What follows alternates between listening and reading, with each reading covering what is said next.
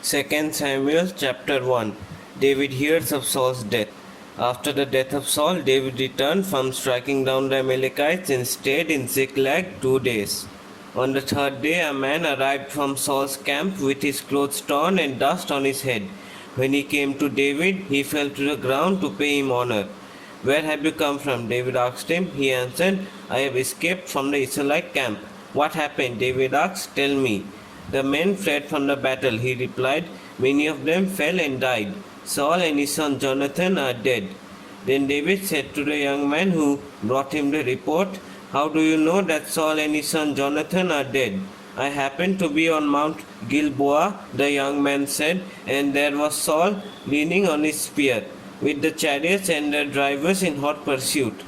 When he turned around and saw me, he called out to me, and I said, 'What can I do?' He asked me, 'Who are you?' 'An Amalekite,' I answered. Then he said to me, 'Stand here by me and kill me. I am in the throes of death, but I am still alive.' So I stood beside him and killed him, because I knew that after he had fallen he could not survive. And I took the crown that was on his head and the band on his arm, and I brought them here to my Lord." Then David and all the men with him took hold of their clothes and tore them. They mourned and wept and fasted till evening for Saul and his son Jonathan, and for the army of the Lord and the house of Israel, because they had fallen by the sword. David said to the young man who brought him the report, "Where are you from?" "I am the son of a foreigner, an Amalekite," he answered. David asked him, "Why weren't you afraid to lift your hand to destroy the Lord's anointed?" Then David called one of his men and said, "Go, strike him down." So he struck him down and he died. For David had said to him, "Your blood be on your own head. Your own mouth testified against you when you said, 'I killed the Lord's anointed.'" David's lament for Saul and Jonathan. David took up this lament concerning Saul and his son Jonathan, and he ordered that the people of Judah be taught this lament of the bow. It is written in the book of Jasher. "A gazelle lies slain on your heights, Israel. How the mighty have fallen. Tell it not in Gath, proclaim it not in the streets of Ashkelon, lest the daughters of the Philistines be glad, lest the daughters of the uncircumcised rejoice. Mountains of Gilboa, may you have neither dew nor rain. May no showers fall on your terraced fields, for there the seal of the mighty was despised, the seal of Saul no longer rubbed with oil. From the blood of the slain, from the flesh of the mighty, the bow of Jonathan did not turn back. The sword of Saul did not return unsatisfied." Saul and Jonathan, in life they were loved and admired, and in death they were not parted. They were swifter than eagles, and they were stronger than lions. Daughters of Israel, weep for Saul, who clothed you in scarlet and finery, who adorned your garments with ornaments of gold. How the mighty have fallen in battle. Jonathan lies slain on your heights. I grieve for you, Jonathan, my brother. You were very dear to me. Your love for me was wonderful, more wonderful than that of woman. How the mighty have fallen, the weapons of war have perished. 2 Samuel chapter 2. David anointed king over Judah. In the course of time, David inquired of the Lord, "Shall I go up to one of the towns of Judah?" he asked. The Lord said, "Go up." David asked, "Where shall I go?" "To Hebron," the Lord answered. So David went up there with his 2 wives, Ahinoam of Jezreel and Abigail, the widow of Nabal of Carmel. David also took the men who were with him, each with his family, and they settled in Hebron and its towns. Then the men of Judah came to Hebron, and there they anointed David king of the house of Judah. When David was told that it was the men from Jabesh Gilead who had buried Saul, he sent messengers to them to say to them, "The Lord bless you for showing this kindness to Saul your master by burying him. May the Lord now show you kindness and faithfulness, and I too will show you the same favor because you have done this. Now then, be strong and brave, for Saul your master is dead, and the house of Judah has anointed me king over them." War between the houses of David and Saul. Meanwhile, Abner, son of Ner, the commander of Saul's army, had taken Ishbosheth, son of Saul, and brought him over to Mahanaim. He made him king over Gilead, Ashuri, and Jezreel, and also over Ephraim, Benjamin, and all Israel. Ishbosheth, son of Saul, was 40 years old when he became king over Israel, and he reigned 2 years. The house of Judah, however, remained loyal to David. The length of time David was king in Hebron over the house of Judah was 7 years and 6 months. Abner, son of Ner, together with the men of Ishbosheth, son of Saul, left Mahanaim and went to Gibeon. Joab, son of Jeruah, and David's men went out and met them at the pool of Gibeon. One group sat down on the one side of the pool and one group on the other side. Then Abner said to Joab, "Let's have some of the soldiers get up and fight hand to hand in front of us." "All right, let them do it," Joab said. So they stood up and were counted off, 12 men for Benjamin and Ishbosheth, son of Saul, and 12 for David. Then each man grabbed his opponent by the head and thrust his dagger into his opponent's side, and they fell down together. So that place in Gibeon was called Helkath Hazurim. The battle that day was very fierce, and Abner and the Israelites were defeated by David's men. The 3 sons of Jeruah were there, Joab, Abishai, and Asahel. Now Asahel was as fleet-footed as a wild gazelle. He chased Abner, turning neither to the right nor to the left as he pursued him. The Abner looked behind him and asked, "Is that you, Asahel?" "It is," he answered. Then Abner said to him, "Turn aside to the right or to the left. Take on one of the soldiers and strip him of his weapons." But Asahel would not stop chasing him. Again Abner warned Asahel, "Stop chasing me. Why should I strike you down? How could I look your brother Joab in the face?" But Asahel refused to give up the pursuit. So Abner thrust the butt of his spear into Asahel's stomach, and the spear came out through his back. He fell there and died on the spot. And every man stopped when he came to the place where Asahel had fallen and died. But Joab and Abishai pursued Abner, and as the sun was setting, they came to the hill of Ammah near Giah on the way to the wasteland of Gibeon. Then the men of Benjamin rallied behind Abner. They formed themselves into a group and took their stand on top of a hill. Abner called out to Joab, "Must the sword devour forever? Don't you realize that this will end in bitterness? How long before you order your men to stop pursuing their fellow Israelites?" Joab answered, "As surely as God lives, if you had not spoken, the men would have continued pursuing them until morning." So Joab blew the trumpet, and everyone came to a halt. They no longer pursued Israel, nor did they fight anymore. All that night Abner and his men marched through the Arabah. They crossed the Jordan and continued through the morning hours and came to Mahanaim. Then Joab stopped pursuing Abner and assembled the whole army. Besides Asahel, 19 of David's men were found missing. But David's men had killed 360 Benjamites who were with Abner. They took Asahel and buried him in his father's tomb at Bethlehem. Then Joab and his men marched all night and arrived at Hebron by daybreak. 2 Samuel chapter 3. The war between the house of Saul and the house of David lasted a long time. David grew stronger and stronger, while the house of Saul grew weaker and weaker. Sons were born to David in Hebron. His firstborn was Amnon, the son of Ahinoam of Jezreel. His second, Kiliab, the son of Abigail, the widow of Nabal of Carmel.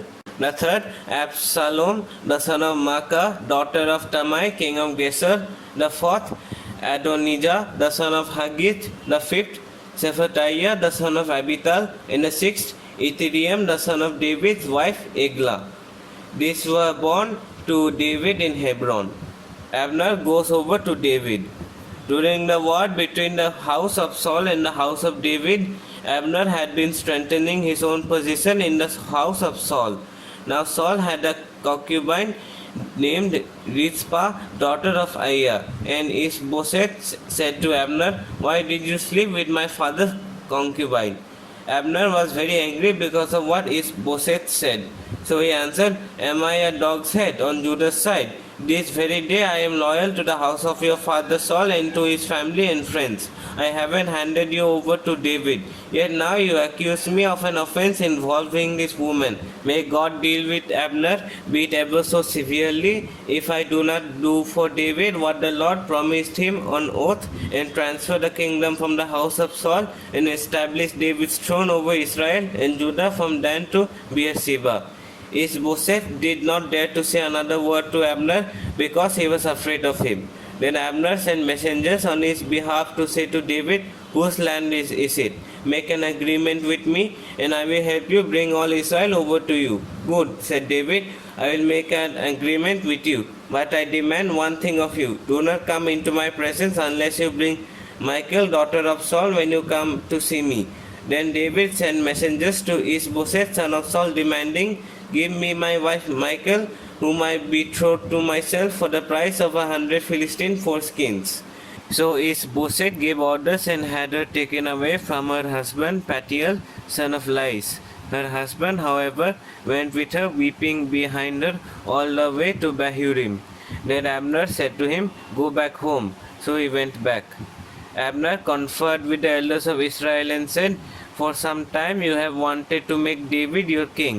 Now do it. For the Lord promised David, 'By my servant David I will rescue my people Israel from the hand of the Philistines and from the hand of all their enemies.'" Abner also spoke to the Benjamites in person.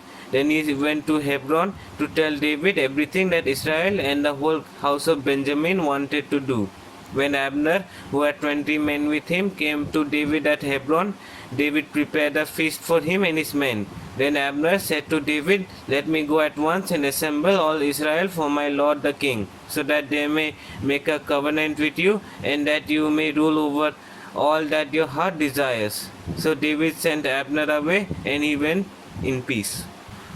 Joab murders Abner. Just then David's men and Joab returned from a raid and brought with them a great deal of plunder. But Abner was no longer with David in Hebron, because David had sent him away, and he had gone in peace. When Joab and all the soldiers with him arrived, he was told that Abner son of Ner had come to the king, and the king had sent him away, and that he had gone in peace. So Joab went to the king and said, "What have you done? Look, Abner came to you. Why did you let him go? Now he is gone. You know Abner son of Ner. He came to deceive you and observe your movements and find out everything you are doing." Joab then left David and sent messengers after Abner, and they brought him back from the cistern at Sirah. But David did not know it. Now when Abner returned to Hebron, Joab took him aside into an inner chamber as if to speak with him privately. And there, to avenge the blood of his brother Asahel, Joab stabbed him in the stomach, and he died. Later, when David heard of this, he said, "I and my kingdom are forever innocent before the Lord concerning the blood of Abner son of Ner. May his blood fall on the head of Joab and on his whole family. May Joab's family never be without someone who has a running sore or leprosy, or who leans on a crutch, or who falls by the sword, or who lacks food." Joab and his brother Abishai murdered Abner because he had killed their brother Asahel in the battle at Gibeon. Then David said to Joab and all of Joab's men, "Tear your clothes and put on sackcloth and walk in mourning in front of Abner." Then David himself walked behind the bier. They buried Abner in Hebron, and the king wept aloud at Abner's tomb. All of Joab's men wept also. The king sang this lament for Abner: "Should Abner have died as the lawless die? Your hands were not bound, your feet were not fettered.